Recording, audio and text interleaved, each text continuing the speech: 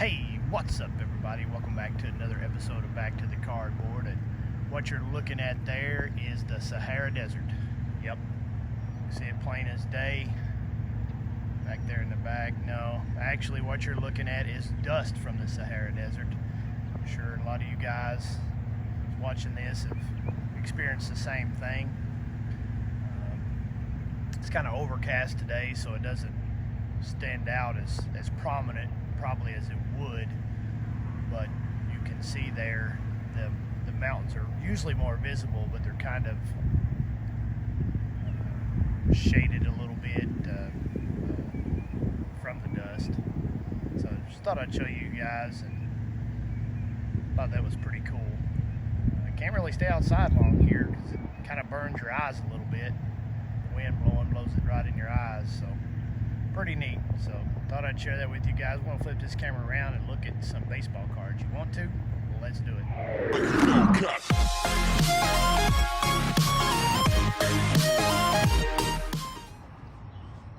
Hey, so I'm filming this actually the day after the big sandstorm blew through, and you can kind of see in the background. Let me zoom in a tad. Whoop, too much.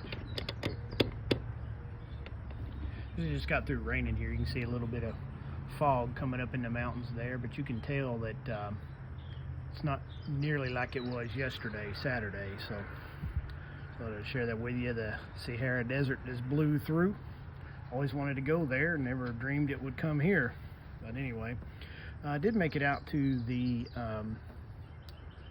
flea market yesterday. I want to show you guys some of the finds I was able to pick up there. We'll get started with it and try to make this as short as possible. First off the bat, got a 91 Bowman rookie card of Pudge Rodriguez. Picked this up for $1. You can see it there, it's kind of dark, I think. Old Pudge there. Played from 91 through 2011, 14-time All-Star.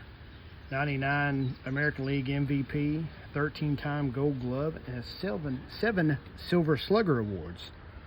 In case you didn't know, the Silver Slugger Awards is determined by several different categories, actually determined by the coaches and managers, but it's based on several different offensive categories, and also their general impression, the coaches and managers' general impression of the player's overall offensive value.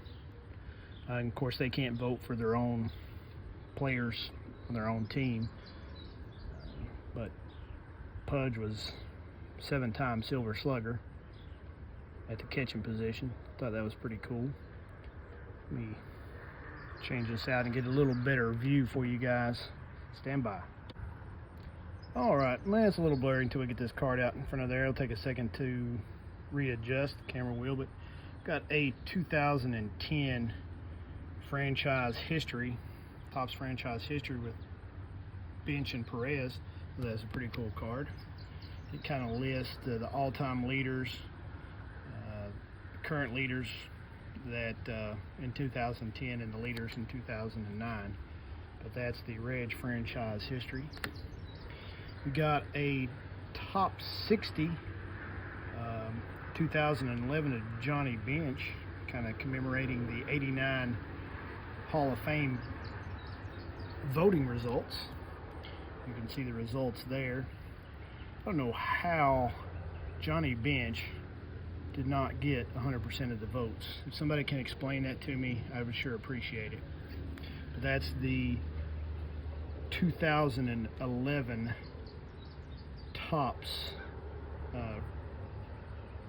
60 of Johnny Bench. Next up, I got a 1996 Pinnacle of Reggie Sanders. Of course, Reggie was a right fielder with the Reds, 95 All-Star, and a 2001 World Series champ with the Arizona Diamondbacks. But that's 1996 Pinnacle Reggie Sanders. Next up, I got a 96 Upper Deck of Barry Larkin. So he's tagging out a Reds, or tagging out an Astros player from the game on April the 14th, 96. I believe, look and see, that player, I believe is Derek Bell, who played for the Astros about that time period. Doesn't say on the bag, it just says an Astros runner, tags out an Astros runner during that game, which the Reds did win 9-8. It's pretty cool. But that's 1996 Upper Deck of Barry Larkin. We got a 74 Topps All-Star of Johnny Bench and Carlton Fisk, the two greatest catchers of all time. American League and National League, well, I wouldn't say of all time, but one of the greatest catchers of all time. But for that time period, that was the two top guns in the American League and National League, Fisk and Bench. And then while we're on the same lines, I've got a 1980 Carlton Fisk I was able to pick up for $1. Next several of these cards are going to be 1980 cards. Well, I just lied, because the next one is a 1987 Ralston Purina of Dave Parker. See the kind of the generic back there, but no, these wasn't in dog food. These were actually in cereal boxes. Ralston Purina made cereal back in the day. If you can hear it, it's raining here. They were in like Cookie Crisp cereal and Donkey Kong cereal, which I'm sure they don't make anymore. But that's the 1987 Ralston Purina Dave Parker. If you can hear it, but it's raining pretty good right now. Next card I got is a 1980 Dave Parker. He's with the Pirates. Pretty nice looking card. Like the yellow and black uniforms. And back on the 1980 Reds, you got the Future Stars. I guess Frank Pastore is probably the better of those three. Played for the Reds in 1980 Future Stars. And every time I see this, I have to pick it up. This is the 80 Tom Seaver. Of course, Seaver, one of the best pitchers of the 70s and 80s. He was with the Reds from 77 through 82 for 5 years, and was voted into the Hall of Fame in 92, I believe it was. That's Tom Seaver. We've got a King Griffey senior card, 1980 Topps. All these I picked up for $1 a piece to go towards my 1980 set collection. It's really coming down the rain now.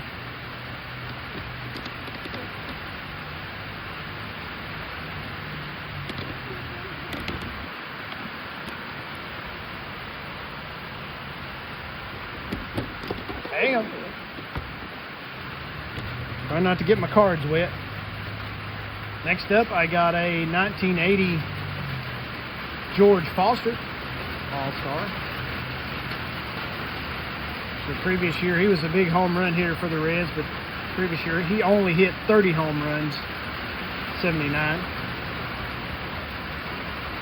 Then we got a 2013 Gypsy Queen, Joe Morgan. Pretty nice looking card. I love these Gypsy Queen cards. Just the design of them is amazing. We get back to the 1980s again. Another Joe Morgan. Always had a smile on his face, seemed like. The 1980 Joe Morgan. We got a 78. Another Joe Morgan, 1978 Joe Morgan. Picked it up for $1. Got a bad corner, but a couple bad corners actually, but Still a nice looking card. That's the 78 Topps Morgan. And then this next set I'm going to show you was issued in 1994. You can see here's a certificate of authenticity. It came from the trading card company and is entitled the Front Row Premium Sets. There was 100 sets, different sets made, 5-card sets, numbered 1 to 5,000. Of course, this set happens to be numbered 4,778, and I picked this set up for $1.50, I believe it was.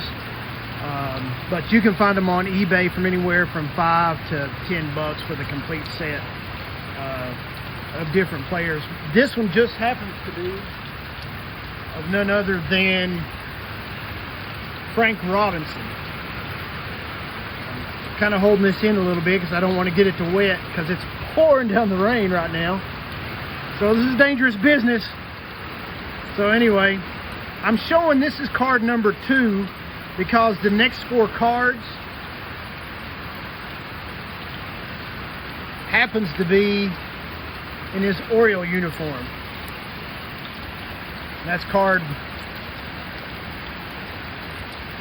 number 1. Of course, card number 2 is with the Reds, his Reds uniform. They have a little bit of history on the back of what the cards and this particular set stands for. Card number 4. I really got this for the card number 1 in this set because of Robinson being in his Reds uniform. But what was really crazy, what's really crazy about this, and it amazes me to this day, Robinson in '66 was involved in the Reds' worst trade ever. And I do probably the worst trade ever in baseball, if I can just be frank with you. Frank Robinson, get it. But Frank was a '56 National League Rookie of the Year, and he was traded to Baltimore. He had a good career up until then.